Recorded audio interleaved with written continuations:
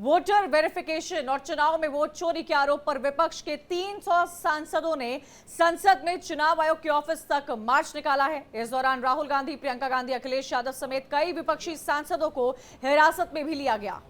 तो दूसरी खबर में हम बात करेंगे यूपी विधानसभा में समाजवादी पार्टी के हंगामे की। यूपी विधानसभा के अंदर विपक्ष का जबरदस्त हंगामा देखा गया।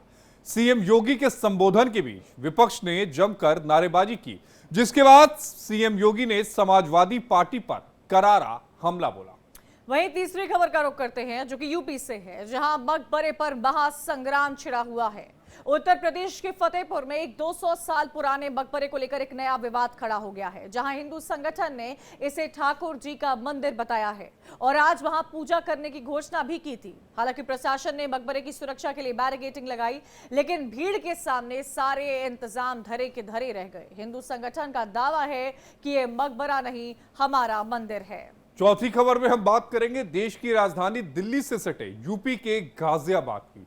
साहिबाबाद मंडी में फायरिंग की घटना सामने आई है, जहां गोलीबारी में 2 लोग घायल हो गए। बताया जा रहा है कि मंडी में व्यापारियों की एक बैठक बुलाई गई थी और उसी में गोली चलने की ये घटना हुई है। तो ये 4 खबरें आपको दिखाएंगे, विस्तार से दिखाएंगे। समझने की जरूरत है कि देश की राजधानी दिल्ली में क्या हो रहा है। वहीं इन सब के बीच में आप ये भी समझिए कि दिल्ली में वोटर वेरिफिकेशन के खिलाफ विपक्ष लगातार मार्च निकाल रहा है। पुलिस ने रोका तो अखिलेश ने बैरिकेडिंग को फांदा है। राहुल गांधी का चुनाव आयोग पर लगातार निशाना है। हम चुनाव आयोग का डेटा निकाल लेंगे, चुनाव आयोग डेटा छिपा नहीं पाएगा। तो राहुल गांधी ने ये बात कही कि चुनाव आयोग जो है वो डेटा छुपा नहीं पाएगा। तो वोटर वेरिफिकेशन और चुनाव में वोट चोरी के आरोप में विपक्ष ने के 300 सांसदों ने सोमवार को यानी आज के दिन संसद से चुनाव आयोग के ऑफिस तक एक मार्च निकालने की कोशिश की। इस दौरान राहुल गांधी, प्रियंका गांधी, अखिलेश यादव समेत कई विपक्षी सांसदों ने इसमें हिस्सा लिया, लेकिन मार्च की अनुमति नहीं थी, लिहाजा इन सांसदों को तुरंत पुलिस ने हिरासत में ले लिया। इसके बाद उन्हें पार्लियामेंट पुलिस स्टेशन लेकर गई। विपक्षी सांसदों का मार्च संसद के मकर द्वार से शुरू हुआ। सांसदों के हाथों में वोट बचाओ के बैनर थे। इंडिया ब्लॉक ने मार्च के लिए पुलिस से कोई अनुमति नहीं मांगी थी, इसलिए इलेक्शन कमीशन जाने से पहले ही मार्च को परिवहन भवन के पास बैरिकेडिंग लगाकर रोक दिया गया। ये 4 तस्वीरें आपको दिखा रहे हैं, ये आज की चारों तस्वीरें आप देख रहे हैं। आप देखिए किस तरह से एसआईआर पर विपक्ष का हल्ला बोल है। 300 सांसद एक साथ एकजुट होकर आगे की ओर बढ़ते हुए नजर आ रहे हैं। कई सांसदों को हिरासत में लिया गया है। राहुल, प्रियंका को हिरासत में लिया गया है। अखिलेश ने बैरिकेडिंग फांद कर आगे बढ़ने की कोशिश की है, जिसकी तस्वीर आप तीसरी देख पा रहे होंगे। सांसदों को जब आगे नहीं जाने दिया गया तो वो वहीं पर जमीन पर बैठ गए। प्रियंका, डिंपल समेत कई सांसद वोट चोर, गद्दी छोड़ के नारे लगाते हुए नजर आए। पुलिस ने प्रदर्शन कर रहे इन सांसदों को हिरासत में ले लिया है। ये 4 तस्वीरें ये दिखा रही हैं कि ईसी के खिलाफ विपक्ष ने किस तरह से हल्ला बोल किया है। एक्चुअली बात नहीं कर सकते हैं, रियलिटी ये है, क्योंकि सच्चाई देश के सामने है और ये जो लड़ाई है ये राजनीतिक नहीं है, ये कॉन्स्टिट्यूशन की लड़ाई है, कॉन्स्टिट्यूशन को बचाने की लड़ाई है, 1 मैन 1 वोट की लड़ाई है। इसीलिए हमें साफ प्योर वोटर लिस्ट चाहिए। कांग्रेस पार्टी पहले ईवीएम के ऊपर झूठ बोलते हैं, कभी महाराष्ट्र की बात उठाते हैं, कभी हरियाणा की बात उठाते हैं। झूठ की वो एक नया पहाड़ बनाते हैं। पिछले विशेष करके 2014, 19 और 24 में और उन दिनों में कांग्रेस पार्टी अनेक राज्यों में निरंतर पराजय के कारण एक बैंकरप्सी की स्थिति में पहुंच चुकी है। कोई स्पष्ट मुद्दा हाथ में नहीं है, कोई नीति नहीं है। एक रिएक्शनरी फोर्स के नाते ये लोग अपने राजनीतिक कार्यकलाप बना रहे हैं। डरे हुए हैं, कायर हैं, कायर हैं, सरकार कायर है, डरे हुए हैं, कायर हैं, कायर हैं, सरकार कायर है। तो विपक्ष का लगातार हमला और विपक्ष का विरोध प्रदर्शन आप देख पा रहे होंगे। दृष्टि गुप्ता दिल्ली से हमारे साथ जुड़ी हुई है। दृष्टि, प्रियंका गांधी ताली बजा रही हैं, अखिलेश यादव बैरिकेडिंग फांद रहे हैं, राहुल गांधी कह रहे हैं कि ये लड़ाई संविधान के लिए है, संवैधानिक लड़ाई है, कोई राजनीति से प्रेरित नहीं है। ये कौन सी लड़ाई है जो आज सड़कों पर सांसदों द्वारा की जा रही है? देखिए, बिल्कुल इंडिया गठबंधन के कई सांसद जो है वो आयोग के पास एक मेमोरेंडम लेकर के जा रहे थे और उनको जाने नहीं दिया गया, रास्ते में रोक दिया गया। आज विरोध मार्च था 11:30 बजे से। इसमें राहुल गांधी, प्रियंका गांधी और इसके अलावा मल्लिकार्जुन खड़गे, केसी वेणुगोपाल और गठबंधन के सभी लीडर्स मौजूद थे। और देखिए, जिस तरीके से वो लोग निकल रहे थे ट्रांसपोर्ट भवन के पास, उनको रोक दिया गया। और अखिलेश यादव तो एकदम बैरिकेडिंग तोड़ करके नीचे मीडिया के साथ आकर के बैठ करके उन्होंने बात की। जब मैंने उनसे बात की तो उन्होंने मुझे बताया कि हम जा रहे हैं और हमें रोक दिया गया है। देखिए, ये एक लोकतांत्रिक लड़ाई है, ये किसी पॉलिटिकल लड़ाई नहीं है, कोई राजनीतिक लड़ाई नहीं है। उनको जाने नहीं दिया गया और उनको जब गिरफ्तार कर लिया गया, गिरफ्तार करने के बाद उनको पार्लियामेंट्री थाने ले जाया गया। तकरीबन 2 बजे के लगभग उनको छोड़ा गया है। और उनको छोड़ने के बाद अब जो उनको चुनाव आयोग से मिलना था वहां जा नहीं पाए, क्योंकि 30 सांसदों की लिस्ट जानी थी, 30 को मिलना था। और यहाँ बात हो रही थी गठबंधन के 300 सांसद साथ में जाएंगे, तो देखिए ये बात हो नहीं पाई। और उसके बाद अब 5, साढ़े 4 बजे जो मीटिंग थी, कांग्रेस की इंटरनल मीटिंग है जो अब 5 बजे की हो गई है, वो होगी। उसमें दृष्टि, एक सवाल का जवाब दीजिए। जब चुनाव आयोग की तरफ से ये साफ कह दिया गया था कि हम 30 सांसदों को मिलने की अनुमति देते हैं और हम मिलना चाहते हैं 30 सांसदों से, तो क्या विपक्ष जो है वो 30 सांसद चुन नहीं पाया या विपक्ष का मकसद ही केवल हंगामा खड़ा करना था? देखिए आशीष, जिस तरह जयराम रमेश ने बताया कि उन्होंने एक दिन पहले चुनाव आयोग को चिट्ठी लिखी थी कि हम सभी को सामूहिक तौर पे अंदर चुनाव आयोग के पास ज्ञापन देने जाना है, एक प्रतिनिधि मंडल की बात ही नहीं हुई थी। तो उन्होंने ये कहा कि हमें चुनाव आयोग की तरफ से कोई भी जवाब नहीं दिया गया। और आज जब हमें जवाब दिया गया, जब हम पार्लियामेंट में थे, कि नहीं सिर्फ 30 ही जा पाएंगे, 300 नहीं जा पाएंगे, तो ऐसे में इतनी जल्दीबाजी करना, एक प्रतिनिधि मंडल की जगह हम एक सामूहिक तौर पर सभी गठबंधन के लोग अंदर जाना चाहते थे। इतनी जल्दी निर्णय लेना बहुत असंभव था और उन्होंने हमको तब क्यों नहीं जवाब दिया, इस बात को लेकर के था। इसीलिए अभी ये फिलहाल चुनाव आयोग के पास नहीं गए हैं, क्योंकि 30 को जाना है। ये बात इन्होंने कहा है कि चुनाव आयोग ने इनको बताया नहीं था। तो देखिए, अभी फिलहाल ये जो मामला है वो टल गया है। फिलहाल अब 5 बजे कांग्रेस की इंटरनल मीटिंग है, जिसमें ये बात तय की जाएगी कि फिलहाल जो राहुल गांधी लोकतंत्र के लिए लड़ाई लड़ रहे हैं, उनका ये कहना है कि चुनाव आयोग के पास जो भी डिजिटल डाटा है वो हमें क्यों नहीं दिया गया, जो 65 लाख मतदाताओं का वोट काटा गया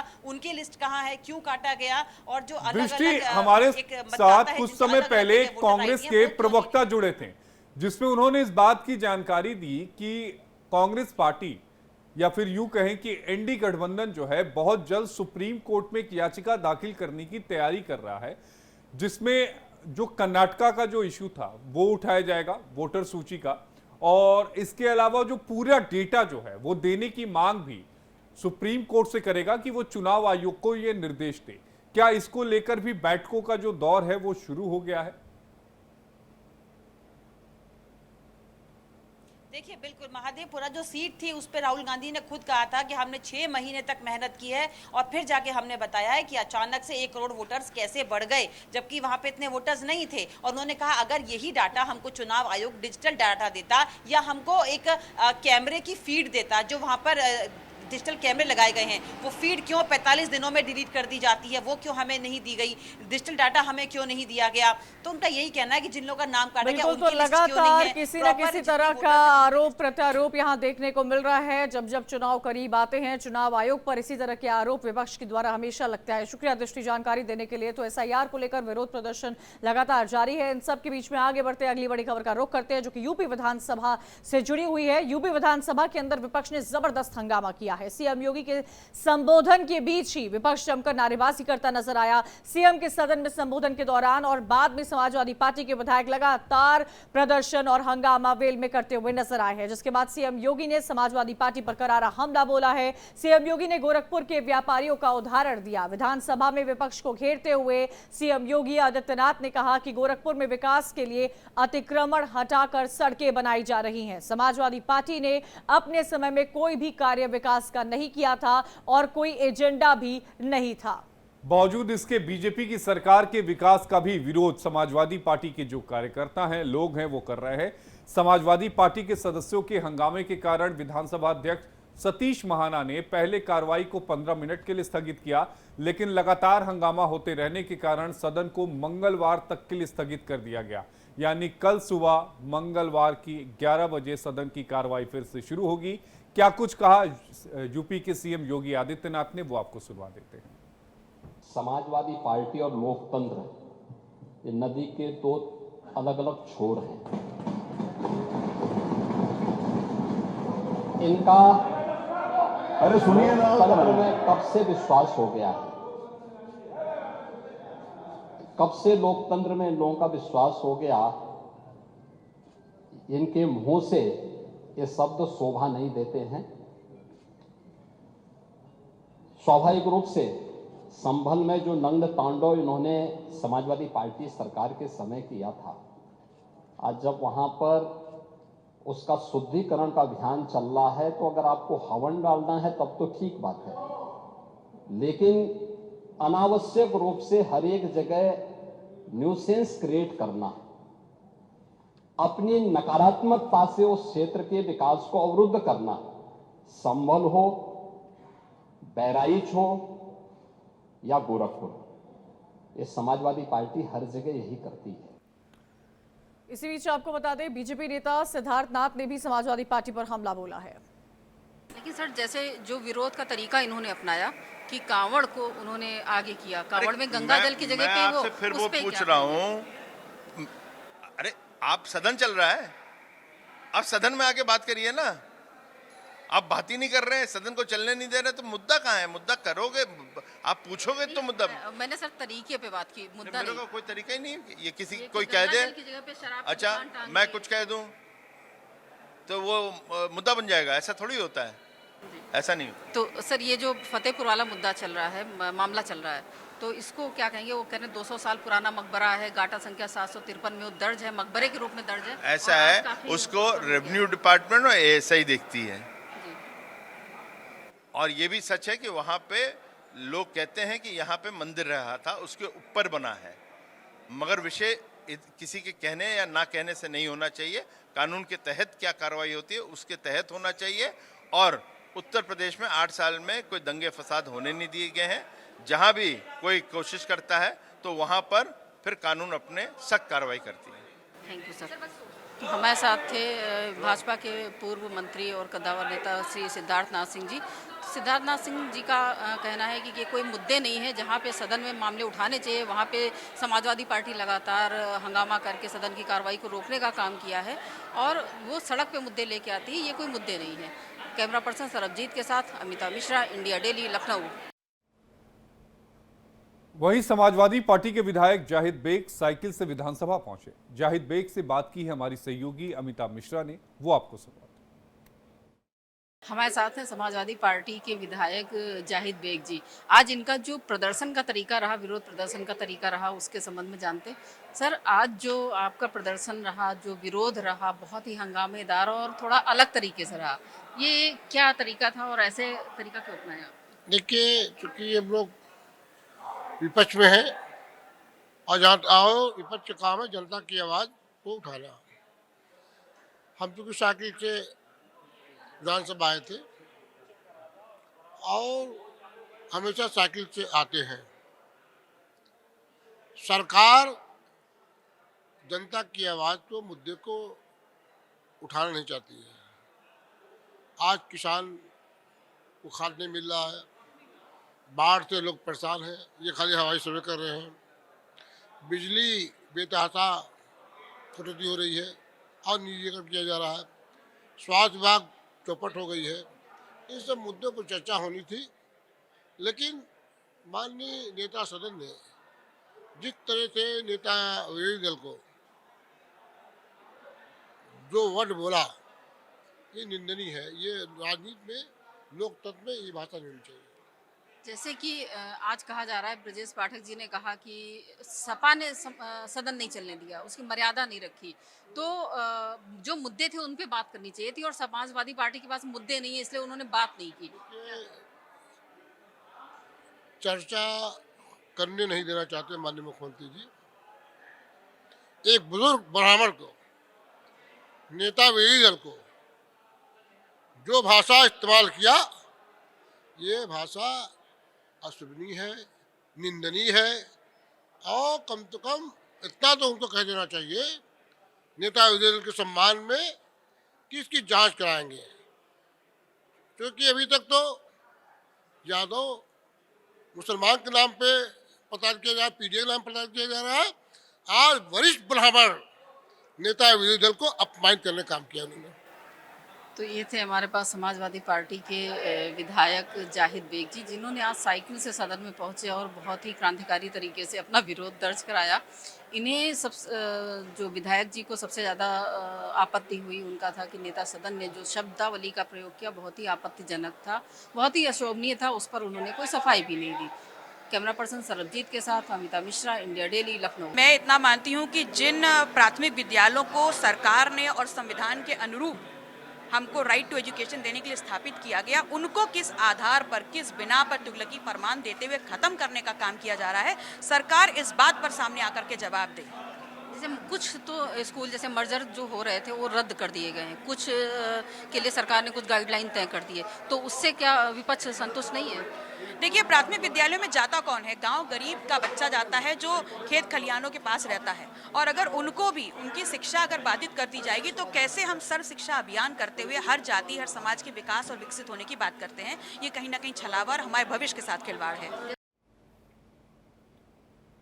अमिता मिश्रा लखनऊ से हमारे साथ जुड़ी हुई है, सीधा अमिता का रुख कर लेंगे। अमिता, विधानसभा में विपक्ष ने जमकर हंगामा किया है। सेशन के दौरान, एड्रेस के दौरान, जब सीएम एड्रेस कर रहे थे तो एड्रेस करने में कितनी बातें सामने आई है ये भी आपने देखा। गोरखपुर का जिक्र किया गया था उत्तर प्रदेश में कि गोरखपुर में किस तरह विकास किया गया है। उसके बाद कई विपक्षी नेताओं से भी आपने बातचीत की है जिन्होंने कई अहम मुद्दे उठाए हैं, चाहे वो समाजवादी पार्टी की तरफ से हो या अपना दल की तरफ से क्यों ना हो।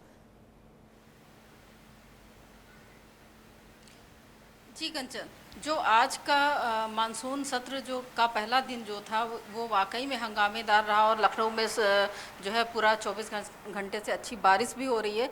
तो ये जो बारिश और मानसून सत्र का जो कॉम्बिनेशन रहा ये वाकई में बहुत ही हंगामेदार रहा। जो सदन की शुरुआत हुई तो सबसे पहले विधानसभा में जो नेता प्रतिपक्ष हैं माता प्रसाद पांडे, उन्होंने अपने साथ हुए अभद्र व्यवहार को लेकर जो उन्होंने सवाल शुरू किया और उसमें जांच की मांग की। तो उसको लेके जो मुख्यमंत्री ने बयान दिया, जो वहाँ पे मुख्यमंत्री ने जो सदन में बयान दिया गोरखपुर की घटना को लेके, आपको जानकारी होगी कि 25 जून को जो है नेता प्रतिपक्ष माता प्रसाद पांडे गोरखपुर गए थे और वहाँ पे उनका विरोध किया गया था। तो वो विरासत कॉरिडोर के व्यापारियों से मिलने गए थे जो उससे प्रभावित हो रहे हैं। विरासत कॉरिडोर में जो जिन लोगों को मुआवजा मिला है नहीं मिला है, इन संबंध में समाजवादी पार्टी का एक प्रतिनिधिमंडल गया था जिसका नेतृत्व नेता प्रतिपक्ष माता प्रसाद पांडे कर रहे थे। तो उसी बात को लेके जो है सदन में हंगामा शुरू हो गया। पहले दिन से शुरुआत ही इसी हंगामे से हुई, जिसके बाद जो उसकी कार्रवाई थी वो स्थगित करनी पड़ी। 15 मिनट बाद दोबारा कार्रवाई शुरू हुई, लेकिन वो हंगामा रुका नहीं और वो जांच की मांग, माता प्रसाद पांडे जो नेता प्रतिपक्ष है उन्होंने भी जांच की मांग की है मुख्यमंत्री से। उन्होंने कहा कि मुख्यमंत्री ने जो आरोप लगाए हैं अगर वो जांच कराएं और हम अगर कहीं गलत निकलते तो हमें बताएं, लेकिन मामले की जांच कराएं। क्योंकि उनका कहना है ये जिन लोगों ने हमें काले झंडे दिखाए या बुलडोजर खड़ा किया रास्ते में या अंडे फेंके मेरी गाड़ी पर, मुझे गाड़ी से खींचने का प्रयास किया गया, तो ये सब भाजपा के गुंडे थे। जबकि मुख्यमंत्री योगी आदित्यनाथ ने जो अपना बयान दिया सदन में, उनका कहना था ये कई सारे सवाल जो है इस सत्र के दौरान सामने निकल कर आए हैं। बहुत बहुत शुक्रिया जानकारी देने के लिए। तीसरी बड़ी खबर का रुख करते हैं। उत्तर प्रदेश के फतेहपुर जिले के सदर कोतवाली के अबूनगर इलाके में मौजूद मकबरे को ठाकुर जी का मंदिर बताकर तोड़ने पर विवाद बढ़ गया है। हिंदू समाज के लोग मकबरे पर चढ़कर भगवा झंडा फहरा दिया। उनका दावा है कि इस जगह पर हजारों साल पहले भगवान शिव और श्री कृष्ण का मंदिर था। हालांकि प्रशासन ने मकबरे की सुरक्षा के लिए बैरिकेडिंग लगाई थी, लेकिन भीड़ के सामने सारे इंतजाम नाकाफी नजर आए। कई लोगों ने मकबरे में घुसकर तोड़फोड़ की कोशिश की। हालांकि मुस्लिम पक्ष का कहना है कि यह मकबरा है वो सैकड़ों साल पुराना है। दरअसल फतेहपुर के सदर तहसील इलाके में नवाब अब्दुल समद मकबरे को बीजेपी जिला अध्यक्ष ने मंदिर होने का दावा किया। उन्हें इसे लगभग 1000 वर्ष पुराना बताया है। शिव मंदिर संरक्षण संघर्ष समिति और बीजेपी समेत कई हिंदू संगठन ने 11 अगस्त को पूजा पाठ करने का ऐलान किया था।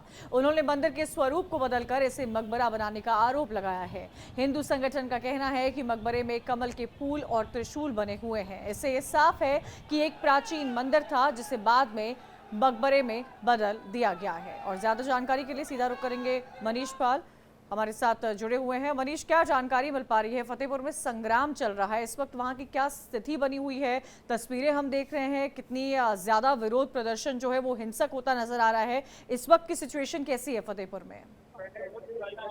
जी, इस वक्त की अगर सिचुएशन की बात करें तो इस वक्त का जो है शांतिपूर्ण माहौल है। पूरी तरह से प्रशासन ने लोगों को काबू कर लिया है और यहाँ से लोगों को जो है बाहर कर दिया गया है। पूरी तरह बैरिकेटिंग कर दी गई। अभी भी पुलिस की पूरी तरह से मुस्तैदी है। एडीजी जोन प्रयागराज आने के बाद अधिकारियों को सख्त निर्देश दिए गए हैं कि फ्लैग मार्च निकाला जाए और लोगों को सख्त हिदायत दी जाए, लोगों को समझाया जाए इसी तरह से कोई बवाल न हो सके, जिसको लेकर पूरी तरह से प्रशासन अलर्ट है। हालांकि अभी की बात की जाए तो शांतिपूर्ण माहौल पूरी तरह से बना हुआ है। मनीष, आपका जुड़ने के लिए बेहद शुक्रिया। मनीष पाल हमारे सहयोगी हमारे साथ जुड़े थे फतेहपुर से, जो पूरी खबर पर विस्तार से जानकारी दे रहे थे। चौथी बड़ी खबर का रुख करते हैं। दिल्ली से सटे गाजियाबाद जिले की साहिबाबाद मंडी में वर्चस्व की लड़ाई के चलते अंधाधुंध फायरिंग हो गई। मिली जानकारी के मुताबिक मंडी परिसर में एक मीटिंग आयोजित की गई थी। इस दौरान बाहर से आए कुछ हमलावरों ने 3 लोगों को निशाना बनाते हुए ताबड़तोड़ गोलियां चलाई और मौके से फरार हो गए। मंडी परिसर में पहले भी वर्चस्व को लेकर कई बार विवाद सामने आ चुका है और आज फिर उसी टकराव ने हिंसक रूप ले लिया। फायरिंग में 2 लोग घायल हुए, जिनमें से एक की हालत गंभीर बताई जा रही है। स्थानीय लोगों की मदद से घायलों को अस्पताल में भर्ती कराया गया। दिन दहाड़े हुए इस फायरिंग में व्यापारी दहशत में आ गए हैं। फायरिंग का वीडियो सामने आया है जिसमें बदमाशों को गोलियां चलाते हुए, कुर्सियां फेंकते हुए देखा जा सकता है। घटना की सूचना मिलते ही भारी पुलिस बल मौके पर पहुंचा। एडिशनल सीपी आलोक प्रियदर्शी और ट्रांसजेंडर डीसीपी निमिष पाटिल भी घटनास्थल पर मौजूद रहे और हालात का जायजा उन्होंने लिया है। आप देखिए 3 राउंड फायरिंग हुई है, यहाँ पर कुर्सियां फेंकी गई हैं, पूरा बवाल पूरे इलाके में मच जाता है। और इसी खबर पर ज्यादा जानकारी के साथ हमारे सहयोगी अभिषेक पंडित गाजियाबाद से हमारे साथ लाइव जुड़ रहे हैं। अभिषेक, ये पूरा विवाद क्या है? जी, मैं आपको बता दूं, गाजियाबाद के साहिबाबाद फल सब्जी मंडी में सोमवार को सुबह नाक की लड़ाई को लेकर अंधाधुंध फायरिंग की गई है। आपको बता दें कि जानकारी के मुताबिक मंडी परिसर में एक मीटिंग का आयोजन किया था जिसमें कि कुछ लोगों द्वारा जबरदस्ती घुसकर और बदमाशी के रूप करते हुए फायरिंग की गई और जिसमें कई लोग घायल हुए। और मौके पर जैसे ही सूचना मिली तो पुलिस मौके पर पहुंची और पुलिस ने पहुंचकर मौके पर जांच की। और वहीं आपको बता दूं, वहां पर मौके पर आला अधिकारी पहुंचे हुए थे। तमाम आला अधिकारियों ने वहां पहुंचकर जायजा लिया और लगातार पीएससी वहां पर अलर्ट कर दी गई है।